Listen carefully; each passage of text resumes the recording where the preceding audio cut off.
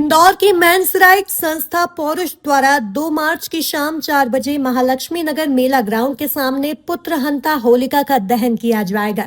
संस्था का कहना है कि प्रतीकात्मक रूप से इस बार होलिका के पुतले पर उन महिलाओं के चेहरे लगाए जाएंगे जिन पर अपने बच्चों की हत्या के आरोप विभिन्न राज्यों में दर्ज हैं।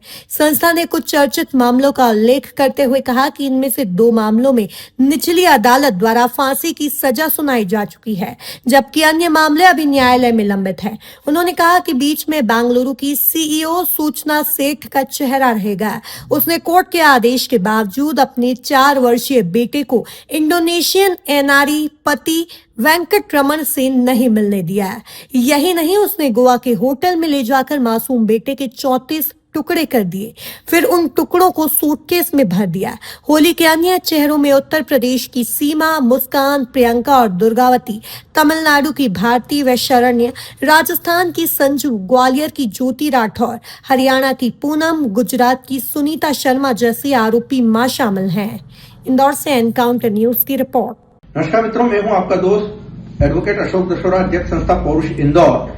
हम ये जो मॉडर्न कलयुगी होलिकाओं का दहन 2 मार्च को इंदौर में महालक्ष्मी नगर मेला ग्राउंड पर करने के लिए जा रहे हैं, उसमें जो 11 चेहरे शामिल हैं, उसमें बीचों बीच में बेंगलोर की सूचना सेठ है जिसने अपने 4 साल के मासूम बच्चे को कत्ल करके सूटकेस में भर करके महज इसलिए उसकी हत्या कर दी कि कोर्ट के आदेश के द्वारा उसके पति वेंकट रमन को मिलाना था और न मिलाते हुए उसने अपने स्वयं के पैदा किए बच्चे की हत्या कर दी। इसके अलावा इसमें जो 10 चेहरे हैं उसमें उत्तर प्रदेश बुलंदशहर की सीमा उर्फ लाली है जिसने अपने प्रेमी के साथ में मिलकर के अपनी 3 साल की गोद ली हुई बेटी की गला दबा करके हत्या कर दी। तमिलनाडु कृष्णागिरी जिले की भारती है जिसने अपनी महिला साथी के साथ समलैंगिक संबंधों के चलते हुए अपने 5 महीने के बच्चे की हत्या कर दी। राजस्थान भीलवाड़ा की संजू देवी है जिसने 12 साल की बेटी नेहा और 6 साल के बेटे भेरू की धारदार हथियार से हत्या कर दी।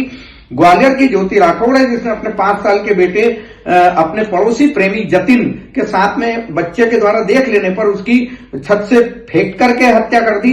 उत्तर प्रदेश बांदा जिले की दुर्गावती है जिसने 33 बच्चों का अपने पति के साथ मिलकर के यौन शोषण किया, उनकी पोर्न फिल्में बनाई और डार्क वेबसाइट पर बेच दी और फिर वो इंटरपोल के जरिए पकड़ में आई और उसको फांसी की सजा दी गई है। लेकिन अभी तक फांसी हुई नहीं क्योंकि ये लोअर कोर्ट का, इसके बाद हाई कोर्ट, फिर सुप्रीम कोर्ट और फिर आपका राष्ट्रपति, और इस तरह से किसी भी महिला को आज तक स्वतंत्र भारत में कोई भी फांसी की सजा नहीं हुई है।